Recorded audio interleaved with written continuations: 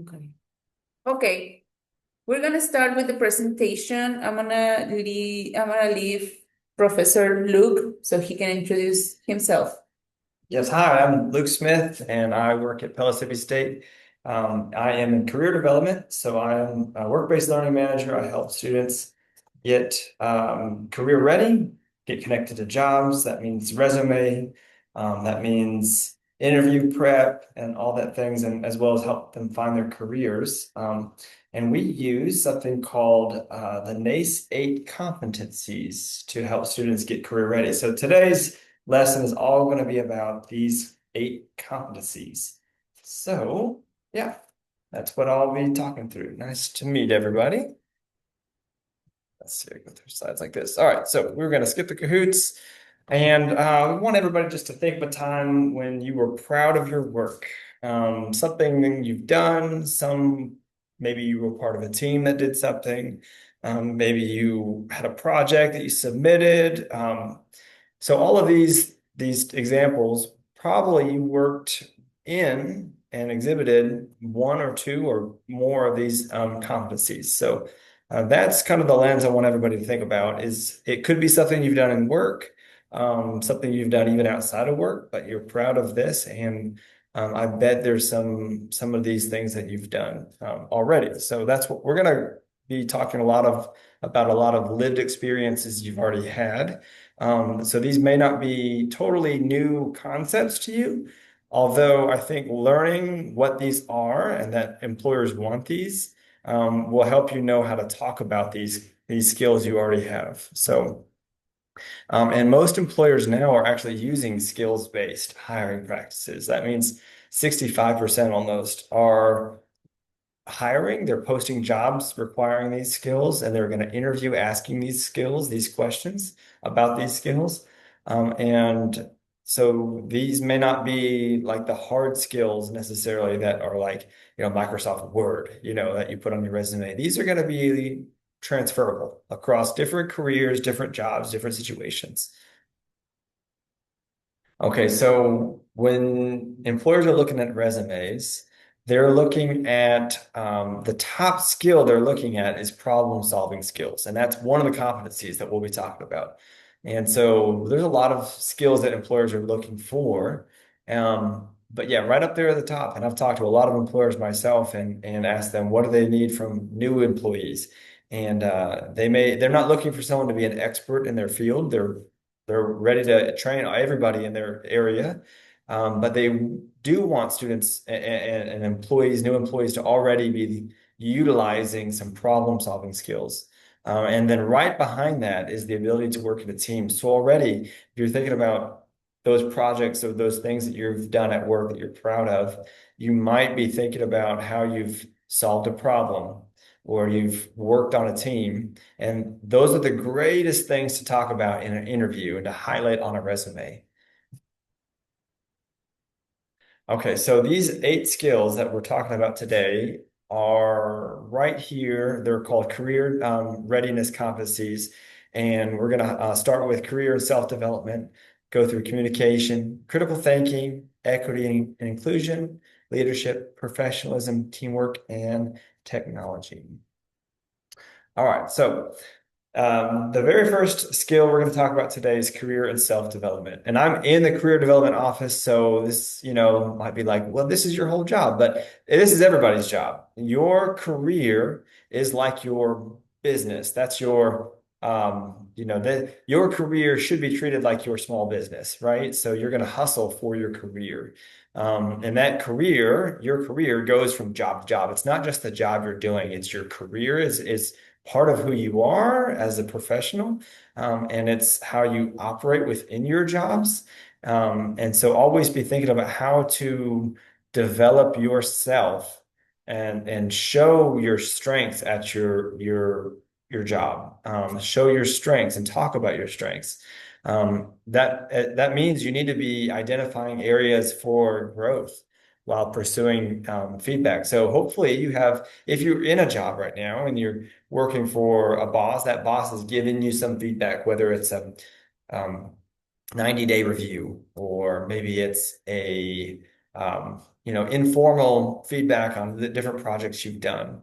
And so these are the things you want to keep track of, and be able to talk about how you've developed and how you've progressed. And so hopefully the job you're working, the employer you're working for provides some of that, but also there's ways to seek that outside of out of the job itself. So finding feedback from your network, people that you work maybe alongside of, or other organizations that you've met and you've worked on a project and you're getting feedback from them. And so showing improvement, that means you got to be willing to take those risks to meet new people. That's very important.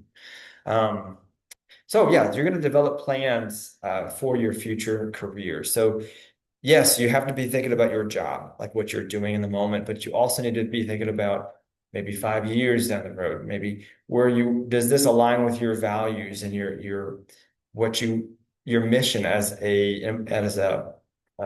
in your career as an employee, but also as what you want to accomplish in the world of works, right? So professionally advocating for yourself also means you're willing to professionally advocate for other people. So always giving credit to other people for the work they've done, right? But also to highlight the work that you're doing is really good. Show a curiosity. That means maybe taking a new class, new certification, new learning. LinkedIn Learning has these, certifications you can get. You can find some good resources online. Maybe it's a class for, a local community college like Pellissippi. Maybe it's a class to get your bachelor's. Always be learning. So be curious, seek out opportunities to learn. And then that could be officially through a certificate, or it could be through um, unofficial projects that you're collaborating and learning things through that project. So you have to put yourself out there. You have to try new things, meet new people, assume duties and positions that maybe you weren't doing before. Be willing to consider saying yes to if someone says, I need you to go speak at another organization, for example. Well, here I am, right? And that is an example of saying yes to something. Maybe it's not directly in your line of work, and it's maybe not something you're totally comfortable with, but be willing to say yes to something like that is huge, because that does a lot for your career. And so you can see over here this little potato that I put next. Why I'm gonna have little potato people for all of these little skills. Just a little anecdote for our office. At Pellissippi State, we have a career development office. There's 6 of us, and one of my colleagues has called us the implementators. So that's why you have potatoes in here. We are implementing our plan. So you guys have a little potato to show that you are an implementator as well for these 8 plans for your career. All right, so yes, that's about building relationships, right? Career self-development is about building relationships. So this little potato has got his checklist of things he's trying to achieve. He's got his plan, standing on his knowledge, but also up here is his calendar. He's going to fill his calendar full of engagement with maybe networking opportunities, or people to meet and things like that. So this is the first competency. So I got a few questions I'm going to ask you about, and see how this one's for everybody to think about. Where you learn the most? Is it work, jobs, and life experience? So you could learn it at school, right? You could learn new skills, new strengths at school. You can learn it at your job, or through some life experience. So when you are building your resume, you might highlight a way that you've exhibited a certain strength. And it may not be something you've done at work. It could be something you've done through a move, right? It could be something you've done through, having to get new paperwork, submitted. And so small bit about me, as I used to work in and live in South Korea.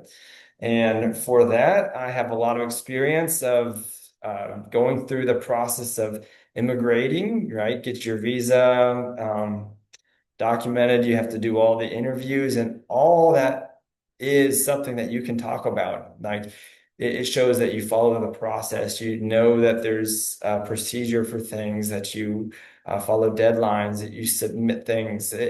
Those are the kind of things too that can also show that you have these skills. So that's just one example to talk about. It's not just about what you've done at your maybe 9 to 5 job, but bring your whole self, to your career. Okay, what are some ways people listening to this have learned skills outside of work, right? So that's kind of what I'm talking about. New skills outside of work could be, like I mentioned, submitting and filing paperwork, submitting, interviewing, networking, but it also could be maybe you've coached a children's soccer team, baseball team, and you had to show initiative, right? You had to maybe learn some new skills. I coached my son's soccer team a couple years ago, and I played soccer, but I'm still like reviewing all the plays, right? The strategies for coaching 5-year-olds how to play soccer, right? That's a skill that you're preparing. So also as a coach, you have to communicate with the parents. You have to communicate, well, obviously you have to communicate with your team. So that could show a skill depending on what job you want. That could be very relevant. Maybe the job you want is working with children. Maybe it's working with a community organization.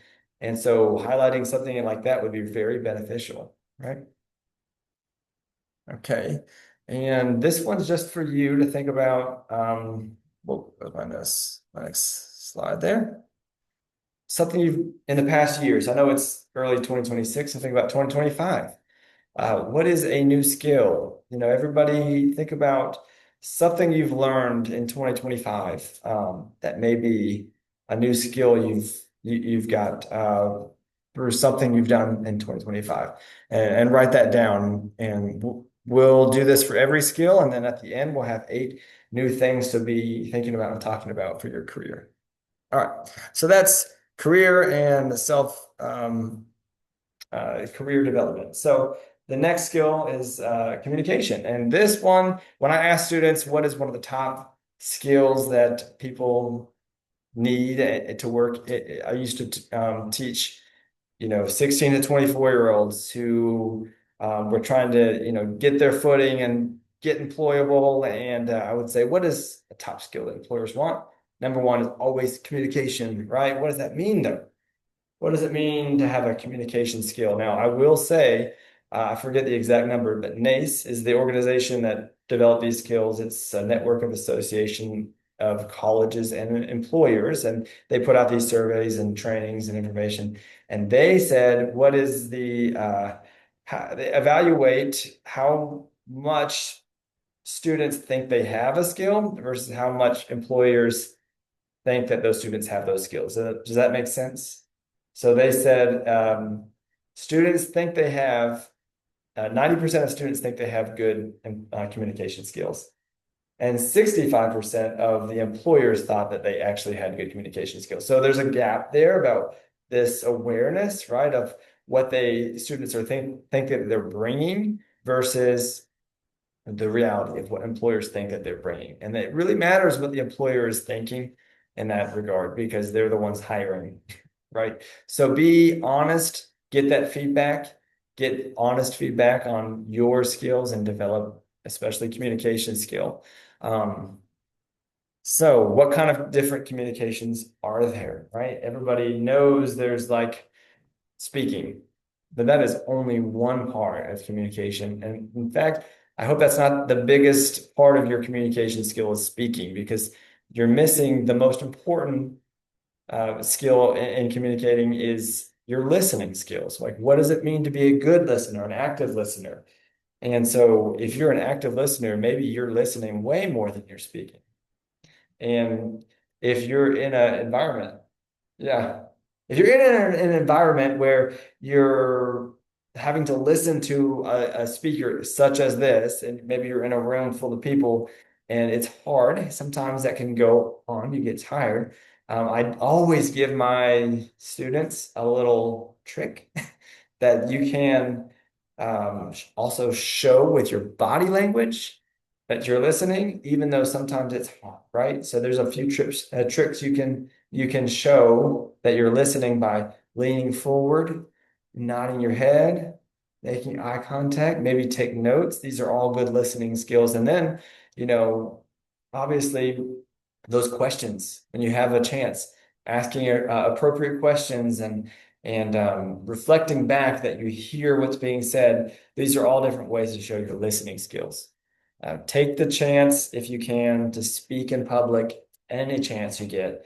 That's going to flex your public speaking skills. And I've heard, and I don't know if this is entirely accurate, but I've heard that public speaking is right up there with the greatest fear people have, even more than death. Oh, wow. Public speaking. I agree. Yeah, Mhm. yeah, and it's terrifying. And so if you don't do it often, it can feel overwhelming to be put in the spot, right? I don't know. I want to add something probably really funny, but whenever I have to speak in public, I get really nervous, but I I made this in my mind like they are friends from my entire life, and I'm just having a conversation, like a natural uh conversation that you will have with your friends. Yeah, I'm trying, of course. I'm not gonna lose the professionalism and the words to not make it very natural and less professional or vice versa. But yeah, I always try to see them as if they were my friends. yes. So I feel less anxious and nervous about it. And I just try to interact with the public. I think that That's a good strategy for public speaking and also interviews. okay. Because interviews can have this feeling. Yeah, Interviews, okay. interviews can have this feeling of like a performance, and so can public speaking, like you're performing. But a good interview is one where you are, like you said, a conversation. Like you're familiar, you're as much trying to get to know the person you're interviewing. Same with public speaking. You're trying to get to know who's listening and get feedback. So if you're good at public speaking, you're going to be getting that feedback. It's going to be more of a dialogue than less of a lecture. But all right. So yeah, there's the public speaking, there's the listening to the public speaking, but that's probably not the majority of most people's jobs. A lot of it's going to be through, emails. It's going to be through answering emails and checking, and that, if you have a job, I used to teach fifth graders in Florida, and I would spend all day teaching all my subjects, right? And grading whenever I could and eating, for the 5 minutes that I had a chance to eat. Yes, hats off to all teachers out there, and it's really challenging work. Um, and then at the end of the day, the students would leave, and then I had probably 30, 40 emails from parents, administration, and it can be really challenging to answer the emails, but a lot of organizations will have this policy. Either it's spoken that it's like it's told to you, you have to answer emails within a certain time frame, 24 hours, 48 hours. But in the world of works, there is this unspoken expectation too that you'll answer emails within a certain time frame, 24, 48 hours. Um, and nobody will ever say, well, you should have answered my email faster. That's not really polite, but they might stop emailing, and that's a bigger problem, right? So you want people to be thinking of you and asking you and talking to you. And of course, there's going to be times where an email slips by. Of course, it's going to happen. Maybe it goes to junk mail, or maybe your inbox is just so flooded, and you may have thought maybe that one didn't apply, but always trying to send that thank you email after an interview, thank you email when you meet somebody, or just to, when someone asks you a question, maybe it's not your job, but always be ready to collaborate outside of your work. I know that's a good communication skill to have. Um, Yeah, at this point in time, I think it's ready to start asking some questions about your communication skills. Like, what happens when communication breaks down at work? Everybody has examples of this happening, right? What happens when it breaks down? How do you feel when you're not told something, or you're told something last minute, or you read into things, right? Maybe it's too direct, or maybe that's not direct enough. Depending on your cultural background, you may have a certain style of communicating that doesn't line up with the person you're communicating with. And we'll talk about that in a few more competencies. But when like I mentioned, I worked in South Korea, and the culture there is different from my culture. And so, whereas I'm used to being more direct in a lot of my communication, that culture, being direct was sometimes seen as rude, right? Or abrasive. And so it was very normal to speak around things. But when what I would call speaking around things, they would just call polite communication. And so that could happen. Yeah. Do you think it's important? Well, probably you don't, it's an obvious answer, but do you think it's important to just mention that whenever they hire you, like, hey, I come from this background and I would love to have, I know they don't have to accommodate to your background or the way that you communicate, but I mean, just being like, hey, just that in my culture, we do this, and that. So don't take it personal in Yeah. case that I do this, because I used to work for a Spanish company. And I mean, you will say, yes, they speak Spanish, they're the same like Mexicans. Well, not really, Right. because they are Europeans and they are they are very direct. And then Okay. we Mexicans are like, wow, that felt so rude, sort of rude. Yes. And then we understood the way that the Spanish people communicate, and we were like, oh no, that's not personal, that's the way they are. But something, and we talk about it, we said like, well, I didn't like the way that you say it.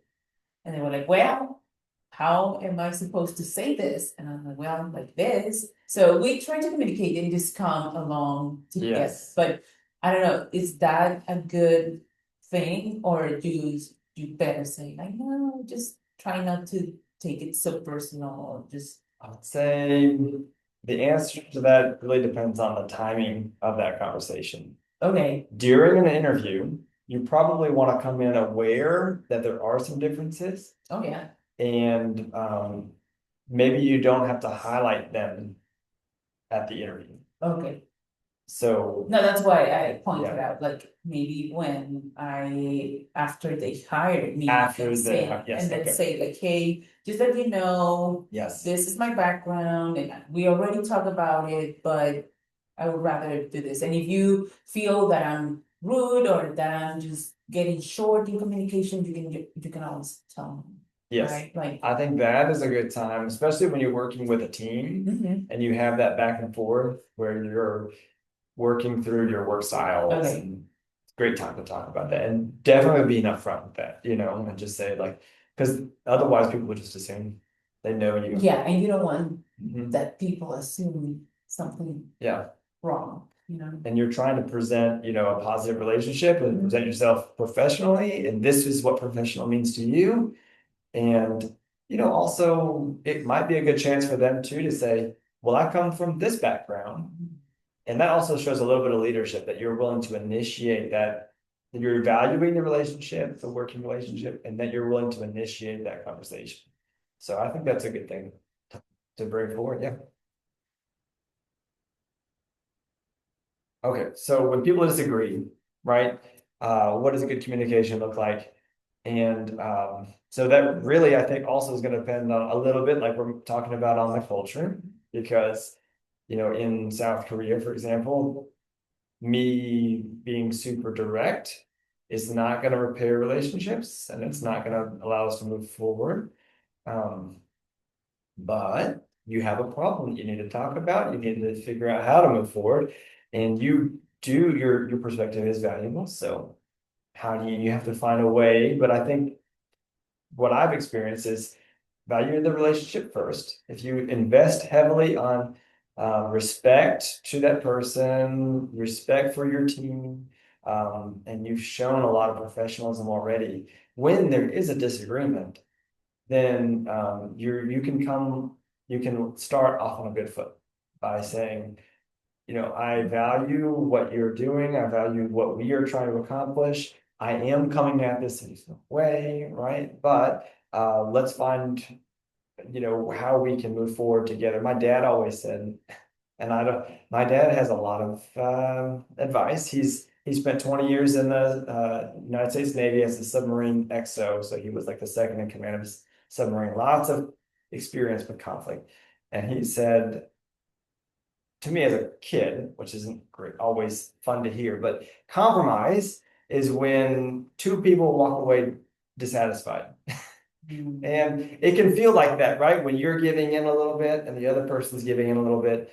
But sometimes that is the only way to move forward. When you both feel a little bit dissatisfied, but in the greater picture, you can see you're moving forward. A little bit with what you were thinking and a little bit with the other person's thinking, because it does take a team of different perspectives to sometimes get the full picture. So I think there's a lot of different ways that people can move on when they disagree, right? But that's just my 2 cents on that. Yeah. All right, so knowing your strengths. Knowing your strengths is important. So you can lean into your strengths. I always tell students, like, you want to develop your weaknesses, but you're not going to lean into your weakness. You're going to lean into your strength. So if your strength is, speaking and engaging, if it's through writing, listening, you want to lean in and show those strengths and, maybe highlight those strengths, talk about those strengths, whichever way you can. So, communicating is a valuable skill by employers, and they may not see your strength unless you're able to, highlight that. So that could be like on a resume, highlighting projects where you showed this, this strength, and that could be through, acknowledging other people's accomplishments. And I think the more that you're able to acknowledge other team members' accomplishments, the more you're helping set the culture where your own accomplishments will also be highlighted. Nobody wants to work with somebody who's always promoting themselves and promoting their own accomplishments, because that can come across as, a showman, or it can come across as selfish. But you need to do it a little bit, especially if there's set times where you're talking with your supervisor, for example. You want to come prepared, like if you have a one-on-one with your supervisor, come prepared to show what you've accomplished. And it's not a braggadocious, braggy kind of thing. It's showing what you've achieved, just by saying, this is the work I'm doing. And this is a good time also routinely to talk about your strengths in communicating. Yeah. All right. All right. So the next skill we're going to talk about is critical thinking. And I think I mentioned this. This is like top, right? They want to see your strength with your critical thinking strength. What does this mean? It is how you solve problems, how you're inventorying the problem, how you are working to develop strategies, steps, a procedure for your situation. What is the problem? Maybe sometimes just knowing how to develop, how to, be decisive about the problem. Maybe that's through talking with teammates, getting feedback from clients and customers, reviewing data information, asking for the right kind of information. This is all going to show critical thinking skills. So this is why I got my little implementator down there with all different symbols on what is the thing we need to focus on here. Okay. When something goes wrong at work, what's usually the first reaction people have? Stress. Frustration. Stress and frustration, right? That's real. I don't think we're gonna magically just do away with it, move past it. Um, but I think knowing that's there doesn't mean we also can't have a strategy for dealing with it, right? So if you're personally stressed by a situation, what is your personal strategy for dealing with stress? You have to know. Should we pause? No, okay, yeah. We just had someone join the room, so yeah, welcome. Hi. Turn this way. No, keep going. All right. Yeah, so what is your personal strategy for dealing with stress, right? So this is why it's very important, I think, to prioritize your own mental health, because if you are constantly operating out of stress, you may not be aware of the effect you have, but your critical thinking skills are not being utilized. If you're reacting out of freeze, or you've heard of these four F's, right? I think there's three or four. Freeze, flight, fight, or there's a fourth one, faint, which Oh, wow. not always. That's me. I'm a fainter. Yeah, and I've had several tough situations at work, and I have fainted or close to fainted at work. Yeah. Oh, wow. People don't talk about that one too much, but I'm okay to talk about that. I have fainted at work before. You can move past it.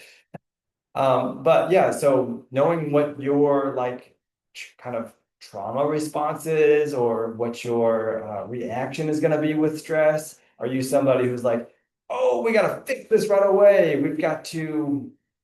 I've got to say my mind. They have to know what I'm thinking.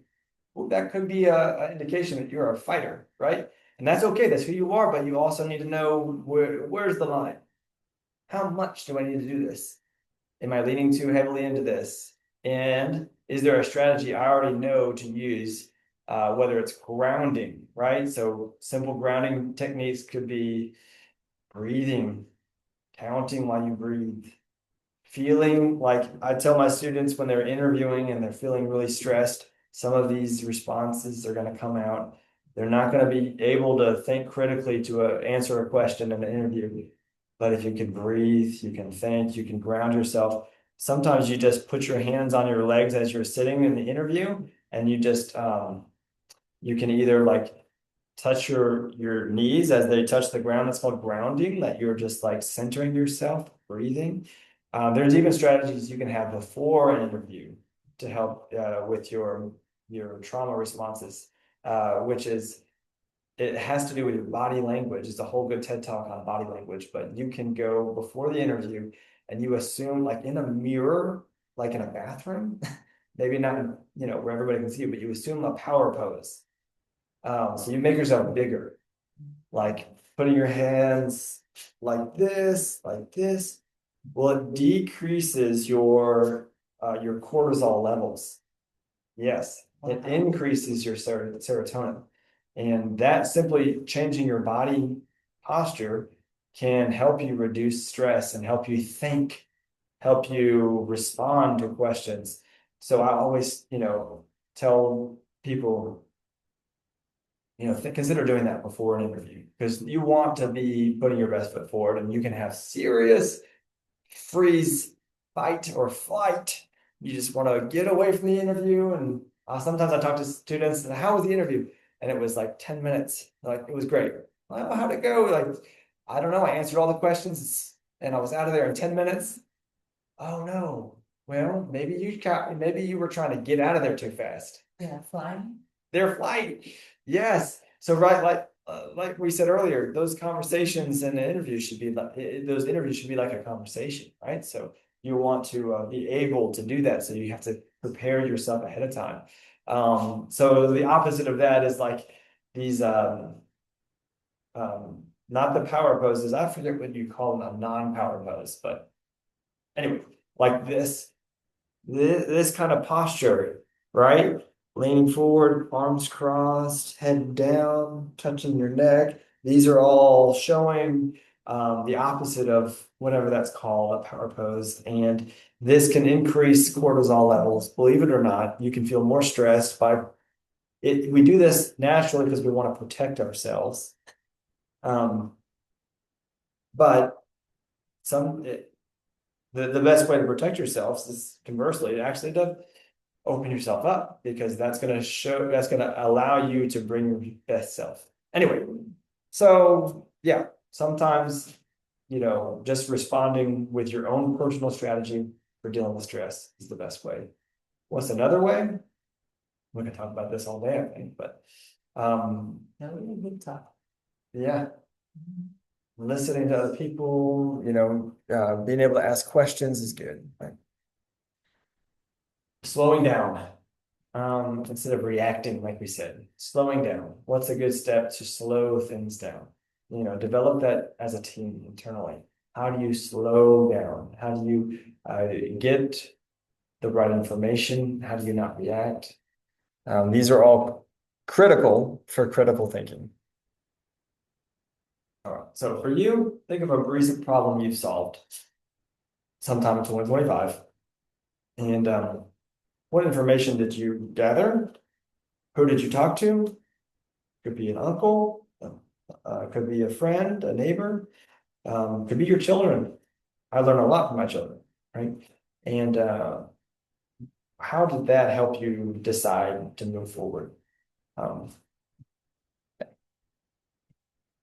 all right. So I said we'd talk about this one. This is gonna, I think, one of the most important. It's gonna bleed into everything you do. And it's something you do have control of, although you're only a piece of the puzzle, right? So your business, your employer, hopefully is promoting steps to bring about different perspectives, but it's always something you can do. So when you're looking for employment, you can look for how they value, different voices, different perspectives. Yeah, but for you, how do you do it? How do you meet new perspectives, new people? If you have a situation, maybe it's even outside of work, and if you're getting feedback or you're asking questions from only people that have your same perspective, then there's this thing called confirmation bias, where we all assume that we're right, and then we ask people that have the same perspective, and then that just confirms our own belief that we're right. But maybe they're not giving, maybe you don't have the full perspective about an issue, and you need people that disagree with you to give you another perspective. So ask people that are different from you. I think having diversity in all aspects, but certainly in your own thought process. Diversity of thought is going to make you stronger. It's going to make you more well-rounded, and it's going to make you a bigger, better critical thinker, and it's going to help you have a solution to your problems. So if you have someone that disagrees with you, and this can be really hard, especially now. I think especially now, you have that person in your mind who disagrees with you, and you're like, oh, you're telling me to listen to that perspective? There can't be anything there. And we see it, of course, we see it on the news and the grandstand. We see how this is not working. And we don't want to bring that negative energy into our own career development. We want to be somebody who is going to value other perspectives, to be flexible, plasticity in our brains, and yeah, I think there's a lot more to be said about this, and I think this is a conversation every employer and every individual should have at their place of work. But I will acknowledge this is a tricky topic nowadays. Unfortunately, it is. So I have a few questions about this. What makes a workplace feel welcoming to different kinds of people? I wish this room was full of people right now to ask this question. I so badly want to hear what you guys have to say. Because I know from experience that what made me feel comfortable in Korea was gonna be very different from what other people felt comfortable, and I wanted to be valued with my own perspective at work, right? And I wanted to feel comfortable. I wanted to feel welcome. And you can do this even being the minority person at your job by being that friend, being that just recognizing the humanity that we're like 99% the same, even though we might have different ideas. That you can be extend that friendship, extend that hand to somebody else, and that could sometimes be the thing that breaks down barriers. But yeah, do you have anything about Um, not really. I mean, I've been working in different environments. As I mentioned before, I work for a Spanish company, even though we speak the same language. The cultural, I mean, yeah, the culture and the ways that we communicate is very different. As for example, somebody from, and even, and that happens even with people from Venezuela, from Colombia, from Guatemala, and United States. Whenever I just came here, I was really afraid because, of course, I married a US citizen, but again, it was like, well, I'm used to him, you know? right?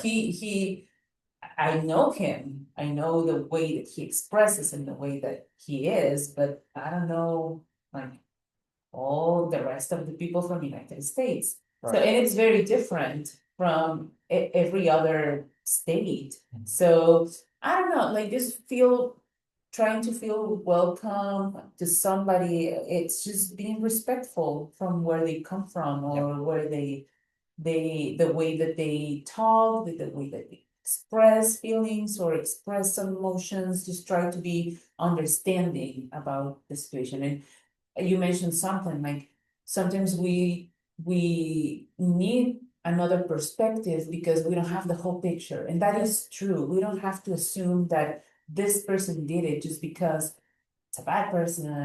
No, you don't know you don't know what happened before. So that person just came here and Yeah. with a very unpleasant I don't know, like attitude.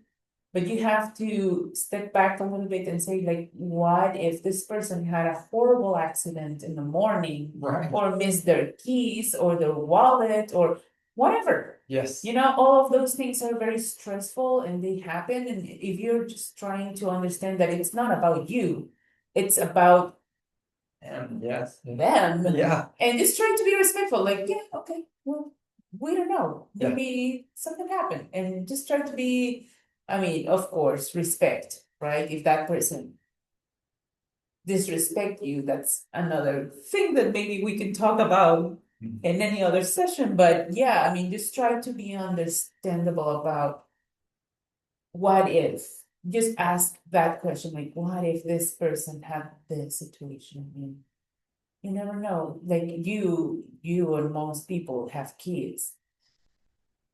You never know. What if the kid just got sick and you know that changes the whole narrative of the situation that you never know. So that's what I always try to do. Just try to be respectful and understanding about any other background. So you bring up a really good point. There are many different ways that we can be different. We can be different because of our culture, right? Where we're coming from. We can be different because of our genders. We can be different because of our stage of life or different situations that we're going through. Like I have kids, right? So right now, my daughter's not sleeping well. She wakes up from like 12:30 and is awake till 5 a.m. Every other night. And that is obviously that creates a different way that I'm interacting. So I might come in the morning and I look and I'm acting like I'm grumpy and maybe I'm just really tired, and I obviously am very tired, right? So That's, you don't know though, right? So I heard this word, this term that I think we should talk about more often. It's really valuable. It's good for raising kids. It's good for interacting with people at work. And it's called um, unconditional positive regard, which is a way to view other people, that you have unconditional positive regard for somebody.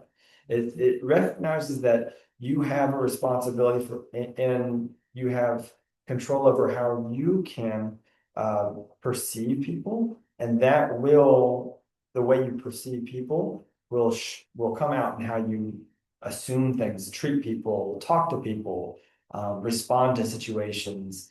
And so having unconditional positive regard also means you're willing to ask questions to get to know somebody because you don't know what they're going through and without assuming.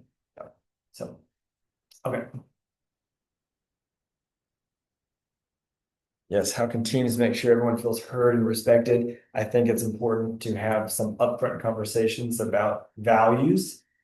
You can Google a list, you can gather a list of different values and say, where's everybody's top 5 values? And then you'll realize you all have different values. And so you might, this person over here might value adventure. This person might over here might value safety.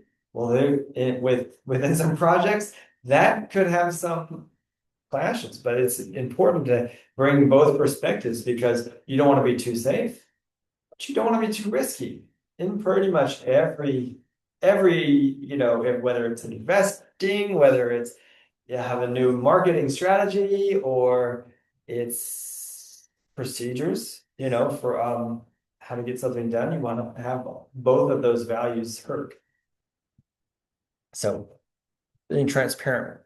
And then think about you, right? What helps you feel respected? It's important for you to know that. So if you're not feeling respected, you're not feeling included, then you can identify what it is, because it's possible that when you have a caring, advocate at work, whether it's a work friend, whether it's your boss, hopefully, or you have an HR department, and you can say, this is what makes me feel respected and included, and I'm not seeing that.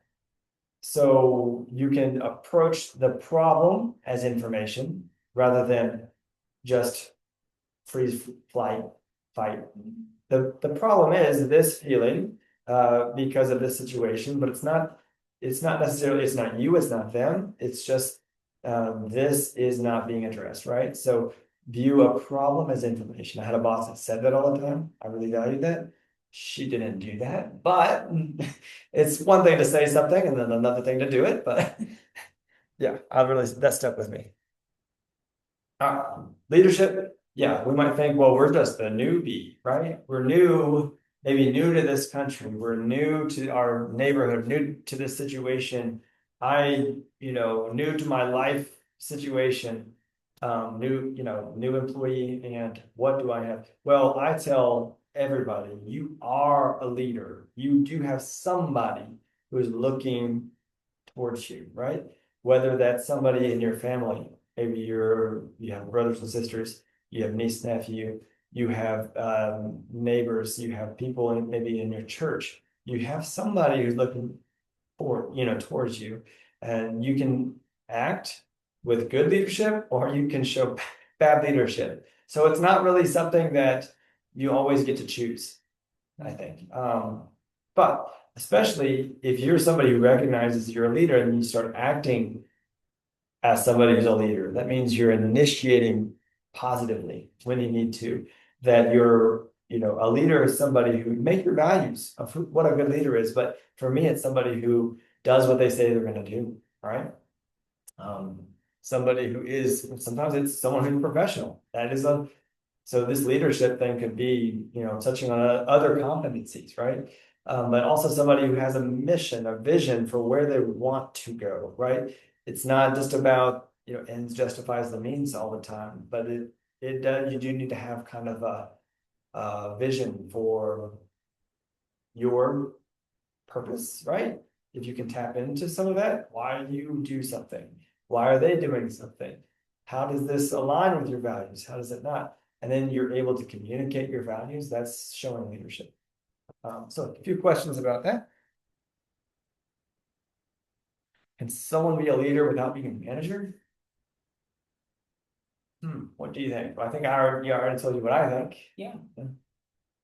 The manager has that responsibility, right? And the title. I will say, I forgot the name of this fallacy, but there is a workplace fallacy we have where you might agree that it's a fallacy or not, but where we promote to our highest level of incompetence. Have you ever heard this? It's No. it's named after somebody in Canada who kind of coined this phrase, and I forgot the name, but have you ever heard this? You promote to your highest level of incompetence. And that could be a very negative way of viewing managers or leaders. And so let me explain. But oftentimes, right now in our workplace culture, the only way to get promoted is to show that you're able to manage people, to influence people, to supervise people, right? And so that is not everybody's strength. Some people are really good at sales. They're the top salesman or saleswoman, and then they get promoted to supervise a team of salespeople. But they're not good at managing people. They have no training and they have no experience doing that. They were just good at sales. And so suddenly that person finds himself in their highest level of incompetence. They're not going to be promoted anymore. They're not going to be demoted either, probably, most situations, unless they really mess up. But so that person is, so that's not everybody's situation. And some we have very good leaders. But that's just real talk. That's how a lot of companies operate. So the better you can, if you recognize that you're not good at leading people, maybe you don't trust enough, maybe you're too trusting, you don't ask for feedback, you don't give feedback, you don't encourage, or maybe you're really good, you do encourage, you do hold people accountable, you do connect relationally, you do support that person, and you see what they're really going through, then you most likely, will be in the right context, you'll be promoted. And so, develop your skills of leadership where you are now with the vision of where you want to be. Maybe you don't want to supervise people. And so I think that's important to know. How can you still be a leader? You can still be a leader without supervising like a direct report, right? You can still be a leader. And you are. So, right, think about how you're putting the person you're leading first, right? Okay.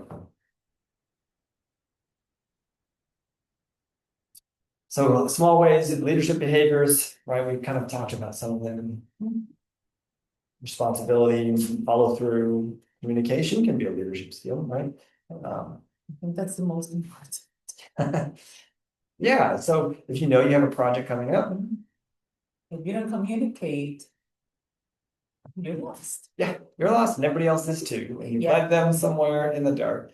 Maybe leadership sometimes is saying no to things. You know the bandwidth you have and your team has. So that's a hard thing to do, is to say no, especially when your bosses expect more and you're not able to give it. I have this conversation all the time, right? How can we say no and still be, seen as getting the job done as someone who's dependable, and that's really hard. But sometimes you want to be successful with the things you're tasked with, right? So you have to set boundaries sometimes. Okay. And then what about you? So take an inventory, an honest inventory of yourself. Maybe you were asked to do something and maybe you weren't even asked. Is it some way that you helped somebody? These are things that you'll want to be able to promote when asked, right? Because this is a very, very valuable skill to have at work. All right, professionalism. What does that mean for you? It could be the way you present yourself. And oftentimes that's the first thing people see. They'll look at you and make up their mind, and maybe professionalism really for you will have to adjust for your new job. Maybe the what you wear to that job to be professional in that job is going to be different from your previous expectation or context. So if like you're going to work in construction, you're going to have certain PPE that they require you to wear. And maybe showing up to work in a construction job in a suit and tie doesn't mean you're professional at all. It means you're not going to do the job, right? So obviously it depends on context. Personal brand. Have you guys ever heard this expression, personal brand? Kinda. Like, what is your personal brand is going to be, it means, how do you want other people, like a brand, you think Nike, right? And they have this slogan, just do it. You want, when Nike wants you to think, when you think about Nike, you're thinking, okay, quality, athletic, it's going to help me perform to get the, I think that's what they want me to think. That's what I do think, right? Now whether it's true or not, it's a different thing, but yeah, so with you, same with you, your personal brand, you can't be everything all at once to everybody, but you can have control over the things that you're trying to promote about yourself. Like if you're somebody that you know your value is relationships. So you want your personal brand to be someone who has good relationships. So if there's a break in a relationship, someone assumed you did something or something happened, you want to act quickly to resolve that because that's your personal brand is relationships, right? So operate within those values can be a matter of professionalism. And then there's like universal professionalism etiquette, which is like answering emails. It is not using certain language on the job, not talking certain ways about people, treating people with respect. I think it's going to depend a little bit on context, but then again, it's really not. For some things, you just don't talk about certain things at work. And if I don't have to go into all that right now, but that's worth exploring, what you can and cannot talk about at work. And certainly your HR department will have some, expectations that you can follow, right? All right. So it's not just about doing the right thing or not doing the right thing. It's about getting your work done. That could be a matter of professionalism as well. Meeting your goals, exceeding. So I have a few questions for you now. In real life, not just on paper, paper is like, does your resume look professional? Right? But in real life, it could be a lot more about how you carry yourself. I used to always think it was if you're on time, then you're professional. And then I had kids. And then my context changed and I realized, okay, sometimes I'm not on time. Because that was unexpected things happen. So then it became bigger, broader for me about how you communicate about what you're able to do and when you're going to be somewhere. And if things happen, how do you communicate about that? That for me was more about professionalism. I might be wrong, but that's where your values come with professionalism, right? Like you bring all your values and you perform those values in your workplace. That's for me what it looks like a professionalism or being a professional. Yeah. I mean, again, I'm a very respectful person. I'm just gonna show that to the people around me, and not just because I want to perform. It's because I do Yes. believe in respect. So I'm gonna treat everybody in a very respectful way, Mhm. and that's why I associate professionalism with your values. Yeah, I like that too. Mhm. I think that makes sense. And I think it can be professionalism is not just about you. I think that's a good point. It's about respect for other people too. Absolutely. All right. How do we reliability and follow through affect trust on a team? Yeah. So that's again a value, right? Trust, building trust can be a matter of professionalism. I agree. We're gonna move past that one. All right. So I want you to do a personal inventory for thinking about your last year, 2025, and write down one thing of a habit you developed or an instance that you showed professionalism, and then maybe one that you also want to improve. All right, teamwork. We say in my house all the time, teamwork makes the dream work. I'm sure you've heard that expression. So this can't be understated as one of the top skills that employers want is someone who can work on a team, even if that's not your personality type. And that's definitely worth mentioning that some people have that like introverted research perspective. You want to be a specialist and you want to be alone, you want to find all the things. And there's going to be times where you have to work with other people. Yeah, definitely. Yeah. I can say I'm an introvert and I'm always, well, for my background, I'm an accountant. I used to lead a team of seven young teenagers, that they were trying to get into the accounting world.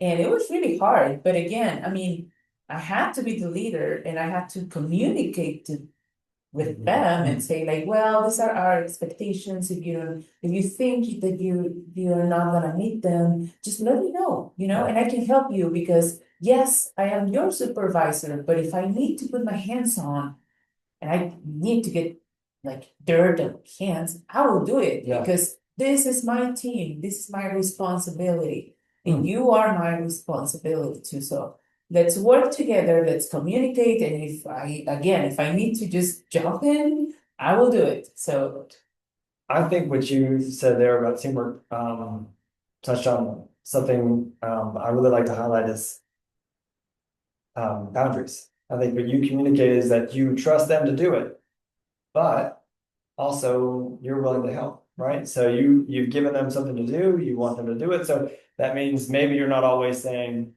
every day, let me tell you exactly what to do.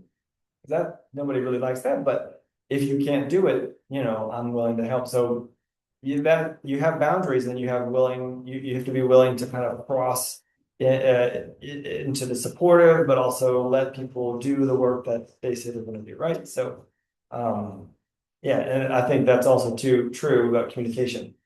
For teamwork, you have to be able to communicate your expectations, your values, and your support. And I have a hard time knowing how to communicate enough. I'm an under communicator, and that's worse. Being an over communicator is much better. And that's my wife. She's wonderful at communicating. She's a great communicator. She communicates more and more and more. And I want to develop that skill because I can leave things assumed that should never be assumed, right?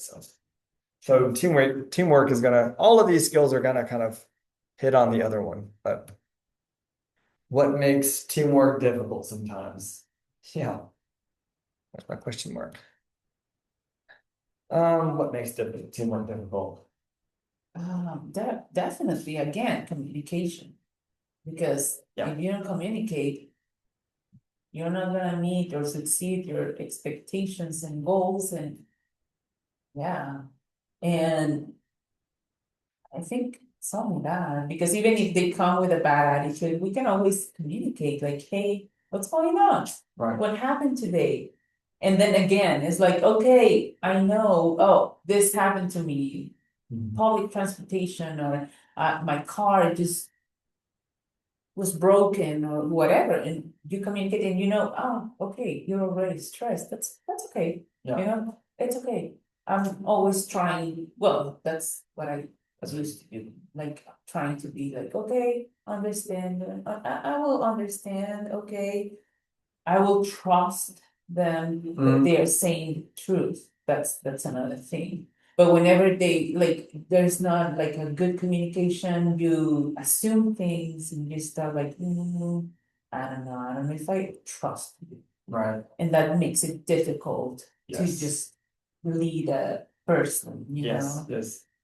I think what you're saying out here too is you have to really value that person's perspective. So you have to really like people. I mean, people sometimes that's enough to really focus on is like your perspective on people. So you want to get to know this person, you want to know them as a person, realizing they're riding the bus in the morning. Mhm. They have a life that they're, and that you really do value what they have to say. So asking, and sometimes that's enough to know I gotta start there. It's not always about what you're trying to achieve, but who you're working with, how you get there, I think is really. Uh,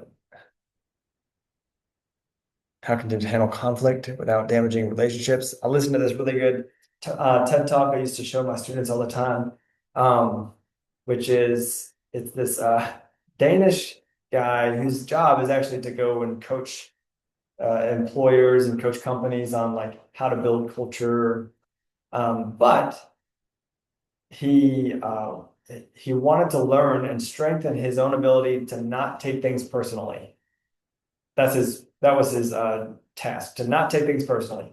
And so to do that, he became a referee for youth sports.